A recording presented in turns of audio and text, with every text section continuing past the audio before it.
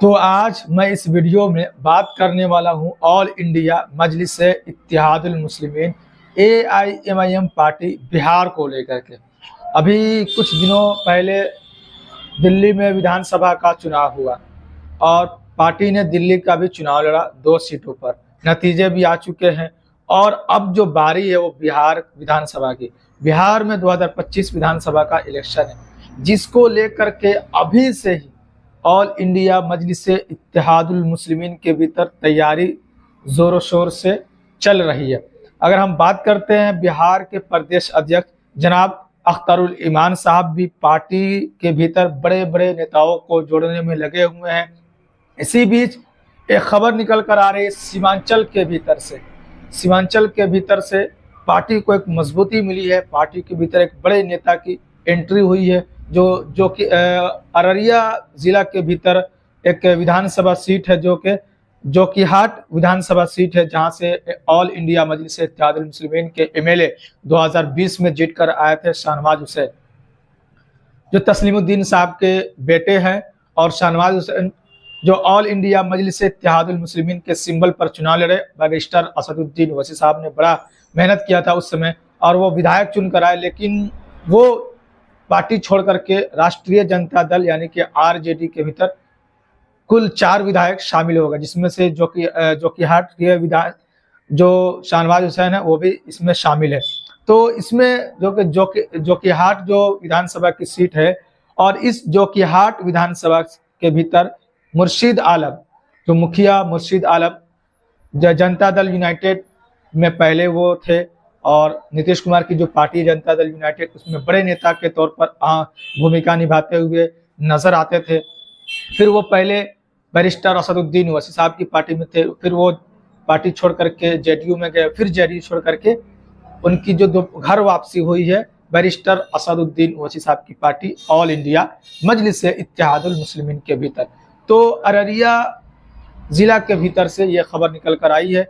आपको पता ही है कि बिहार के सीमांचल में पार्टी काफ़ी मजबूत है। AIMIM party barrister Asaduddin Owaisi साहब वहाँ पर काफ़ी मेहनत करते हुए हमेशा नजर आते हैं। अख्तरुल ईमान साहब वहाँ पर मेहनत करते नजर आते हैं। अमौर विधानसभा से अख्तरुल ईमान साहब विधायक है। और जैसे कि मैंने कहा कि जो कि हाट जो विधानसभा है, यहाँ से भी मजलिस को वहाँ की आवाम ने अपना समर्थन दिया था 2020 में, लेकिन वहाँ के जो उम्मीदवार थे जो जीत कर आए और पार्टी के सिंबल पर उसके बाद से राष्ट्रीय जनता दल में शामिल हो गए। तो इसी का भरपाई करने के लिए सदर जो है अख्तरुल ईमान साहब लगे हुए हैं और मुर्शीद आलम साहब को पार्टी का दामन थमाते हुए नजर आए। यहाँ पर तस्वीरों के माध्यम से देख सकते हैं कि जोशो जुनून के साथ अपने लाव लश्कर के साथ पार्टी में ये शामिल हो चुके हैं और ये उम्मीद लगाई जा रही है। अख्तरुल ईमान साहब भी कहते हुए सुने गए कि 2020 में ही जो कि हाट विधानसभा सीट से मुर्शीद आलम को हम टिकट देने के लिए फाइनल कर दिए थे, लेकिन तस्लीमुद्दीन साहब की अहलिया के कहने की वजह से और उनका इंतकाल हो गया था और उनके अहलिया के कहने की वजह से हमने उनके बेटे शाहनवाज हुसैन को टिकट दे दिया। लेकिन इस बार हम उनको किसी भी हाल में अपने पार्टी में फिर से वापस नहीं लेंगे और ये उम्मीद लगाई जा रही है कि जो कि हाट विधानसभा सीट से ऑल इंडिया मजलिस-ए-इत्तेहादुल मुस्लिमीन के टिकट पर मुर्शीद आलम साहब चुनाव लड़ सकते हैं। जिस तरीके से माहौल बनाया जा रहा अभी से ही और पार्टी एक तरीके से अररिया जिला के भीतर, किशनगंज के भीतर, खास तौर से अगर हम पूरे सीमांचल की बात करते हैं तो सीमांचल के भीतर जो है पार्टी अभी मजबूत स्थिति में नजर आ रही, पहले भी मजबूत थी और अभी भी पार्टी मजबूत स्थिति में नजर आ रही है। और अख्तरुल ईमान साहब जो बिहार के सदर है ऑल इंडिया मजलिस-ए-इत्तेहादुल मुस्लिमीन के, उनकी तरफ से ये दावा किया जा रहा है कि अभी बहुत सारे ऐसे नेता हैं जो अलग अलग पार्टी के भीतर, चाहे वो राष्ट्रीय जनता दल हो या जनता दल यूनाइटेड हो, अलग अलग पार्टी के भीतर या कांग्रेस हो, उनको छोड़ करके हमारी पार्टी में वो कुछ दिनों के भीतर शामिल हो सकते हैं।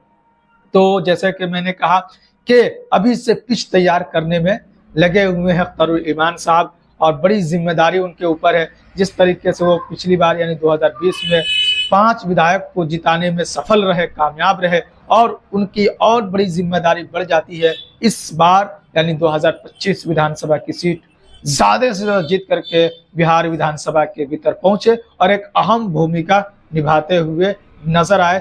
ऐसी अगर परिस्थिति बनती है कि कुछ विधायकों की अगर जरूरत पड़ती है तो हम उसमें किंग मेकर की भूमिका निभाते हुए नजर आए। तो यहाँ पर तस्वीरों में देख सकते हैं कि मुर्शिद आलम साहब अपने लाव लश्कर के साथ पार्टी का दामन थामा। अख्तर उल इमान साहब भी स्वागत कर उनका किया और अपने लाव लश्कर के साथ यहाँ दफ्तर में पहुंचे और इस तरीके से पार्टी धीरे धीरे करके मजबूत हो रही है। और अख्तर उल इमान साहब अलग अलग जगहों पर जाकर के दौरा कर रहे हैं, सीमांचल की अलग अलग जगहों पर जाकर के दौरा करते हुए नजर आ रहे हैं।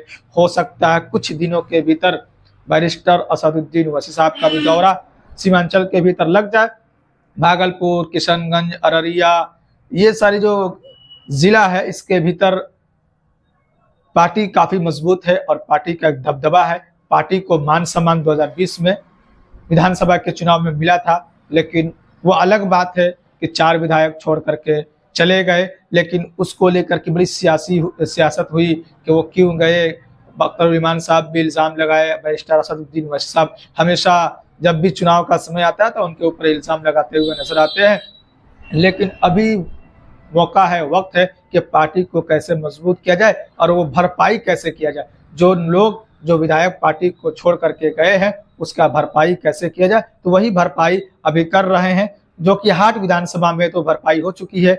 ये उम्मीद लगाई जा रही है कि जोकीहाट विधानसभा सीट से मुर्शिद आलम को टिकट दिया जा सकता है ऑल इंडिया मजलिस इत्तेहादुल मुस्लिमीन से। और भी बाकी विधानसभा की सीटें हैं जहां जहां से पार्टी के विधायक चुनकर आए थे, वहां से पार्टी अभी अपनी तलाश में लगी हुई है कि किसको हम प्रत्याशी बनाएं जो अपने आप में मतलब उसका रुतबा हो, लोगों के बीच में अच्छा खासा उसका दबदबा हो। तो इस तरीके के नेता को चुनने में पार्टी के जो नेता वो लगे हुए हैं।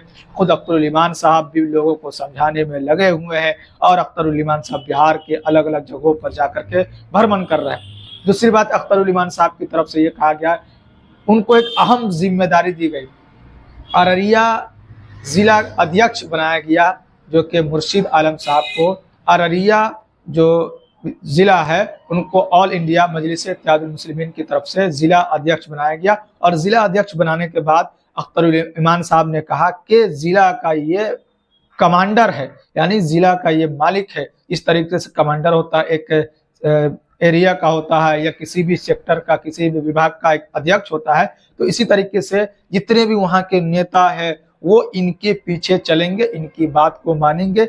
जो भी जिला अध्यक्ष होंगे, जिला अध्यक्ष के नीचे उनके चलना पड़ेगा, चाहे वो कितने भी बड़े नेता क्यों ना हो उस जिला के, वो इनके पीछे ही चलेंगे। और इसी तरीके से कहा कि जो सदर है, चाहे वो पार्टी के बिहार के सदर है, वो बिहार का कमांडर है, तो उनके पीछे सारे नेता को चलना पड़ेगा। उसी तरीके से जिला के अंदर जो कमांडर है यानी कि जिला अध्यक्ष जिनको बनाया जाएगा उनके पीछे सबको चलना होगा। सबको इज्जत आबरू से, मान सम्मान से चलना होगा। जो भी जिला अध्यक्ष होगा उनकी इज्जत करनी होगी, उनका मान सम्मान करना होगा। तो मुर्शिद आलम को एक अहम जिम्मेदारी दी गई है, जो कि हाट विधानसभा से उनको टिकट भी दिया जाएगा। ये उम्मीद लगाई जा रही है 2025 विधानसभा के लिए। और अभी उनको एक अहम जिम्मेदारी जिला अध्यक्ष बनाकर दिया गया, जो कि आप इन तस्वीरों के माध्यम से देख सकते हैं। और अख्तर उल इमान साहब की तरफ से यह भी कहा गया कि अभी हमारी पार्टी लगभग बिहार के 25 जिलों में सक्रिय रूप से काम कर रही है। मतलब 25 डिस्ट्रिक्ट ऐसा है जहां पर पार्टी मजबूत स्थिति में अभी नजर आ रही है। और आगे कुछ दिनों के बाद हम ये तय कर पाएंगे कि हमें कहां कहां से चुनाव लड़ना है और किन किन को चुनाव लड़ाना है। प्रत्याशी की तलाश में हम लोग अभी से जुटे हुए हैं। तो आगे जिस चीज को लेकर बिहार से भीतर से खबर निकल कर आएगी अख्तर उल इमान साहब को लेकर के, और भी पार्टी के भीतर कौन कौन से लोग शामिल हो रहे हैं, सीमांचल के भीतर पार्टी की क्या स्थिति है, इन सारी बातों को लेकर के जो भी खबर निकल कर आएगी वो फिर से मैं आप तक रखने का किसी और वीडियो के माध्यम से जरूर कोशिश करूंगा।